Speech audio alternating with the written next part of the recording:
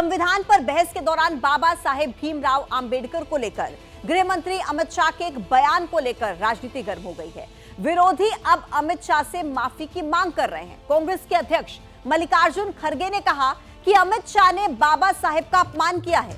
उनके बयान से यह साबित हो गया कि बीजेपी आरएसएस तिरंगे के खिलाफ थे और मेरे जैसे करोड़ों लोगों के लिए बाबा साहेब भगवान से कम नहीं है।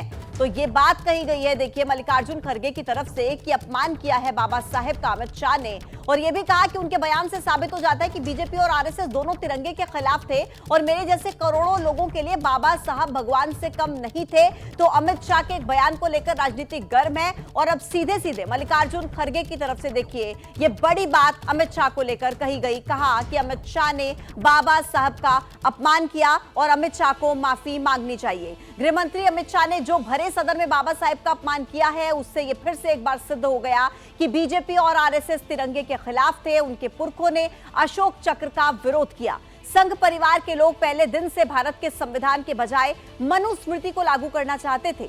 बाबा साहब डॉक्टर अंबेडकर जी ने ये नहीं होने दिया, इसलिए उनके प्रति इतनी घृणा है। मोदी सरकार के मंत्रीगण ये कान खोलकर समझ लें कि मेरे जैसे करोड़ों लोगों के लिए बाबा साहब डॉक्टर अंबेडकर जी भगवान से कम नहीं। वो दलितों, अल्पसंख्यकों, आदिवासियों, पिछड़े वर्ग और गरीबों के मसीहा हैं और हमेशा रहेंगे। ये ट्वीट एक्स पर पोस्ट जो है मल्लिकार्जुन खड़गे की तरफ से किया गया है। अब देखिए आप, गृह मंत्री अमित शाह ने संविधान पर बहस के दौरान संविधान निर्माता बाबा साहेब भीमराव अंबेडकर का जिक्र करते हुए कांग्रेस पर उनकी बातों की अनदेखी करने का आरोप लगाया था। सुनिए संसद में अमित शाह ने ऐसा क्या कहा जिस पर विरोधी हमला बोल रहे हैं।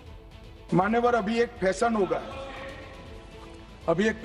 है अंबेडकर अंबेडकर अंबेडकर अंबेडकर अंबेडकर अंबेडकर। इतना नाम अगर भगवान का लेते हैं तो 7 जन्मों तक स्वर्ग मिल जाता। अच्छी बात है ना? सुनिए तो, सुनिए ना, आप सुनिए ना, मैं बताता हूं।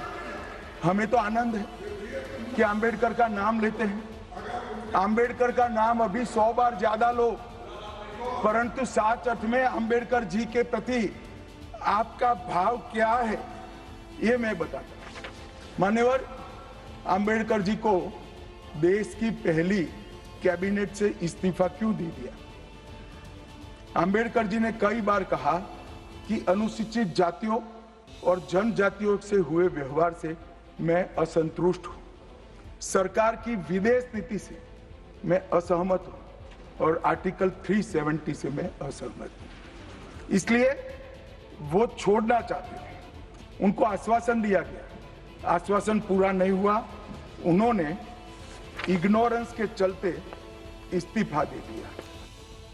तो देखिए, गृह मंत्री अमित शाह की तरफ से जो बयान दिया गया उस पर राहुल गांधी ने भी उन्हें घेरा है। राहुल गांधी ने पोस्ट करते हुए कहा कि मनुस्मृति को मानने वालों को अंबेडकर जी से बेशक तकलीफ होगी। ये बात देखिए राहुल गांधी की तरफ से कही गई है। अमित शाह के बयान पर राहुल गांधी ने भी देखिए पोस्ट के जरिए ये हमला बोलते हुए कहा कि मनुस्मृति मानने वालों को अंबेडकर जी से तकलीफ होगी। तो लगातार कुल मिलाकर अब विपक्ष यहां पर अमित शाह के बयान को लेकर घेरता हुआ नजर आ रहा है। पहले मल्लिकार्जुन खड़गे ने पोस्ट करके देखिए हमला बोला और अब राहुल गांधी की तरफ से भी एक्स पर पोस्ट किया गया। अब आगे बढ़ते हैं। देखिए, बिहार के पूर्व डिप्टी सीएम और आरजेडी नेता तेजस्वी यादव ने भी अंबेडकर पर दिए गए अमित शाह के बयान पर आपत्ति जाहिर की है। तेजस्वी यादव ने कहा कि संविधान के शिल्पकार के प्रति ऐसी घृणित सोच और जिस तरीके से यह कहा गया है वो गलत है। देश के 100 करोड़ से अधिक शोषित दलित, पिछड़े और गरीबों के लिए बाबा साहेब भगवान से कम नहीं है। संविधान निर्माता को लेकर गृह मंत्री की ऐसी संकीर्ण सोच की हम निंदा करते हैं और माफी की मांग करते हैं। ये बात कह रहे हैं तेजस्वी यादव। तो अब तेजस्वी यादव की तरफ से भी कहा गया कि यह संकीर्ण सोच है जिसकी कड़ी निंदा की जानी चाहिए और अमित शाह को इस बयान के लिए माफी मांगनी चाहिए। अमित शाह के बयान पर तेजस्वी यादव भी उन्हें घेरते हुए नजर आए।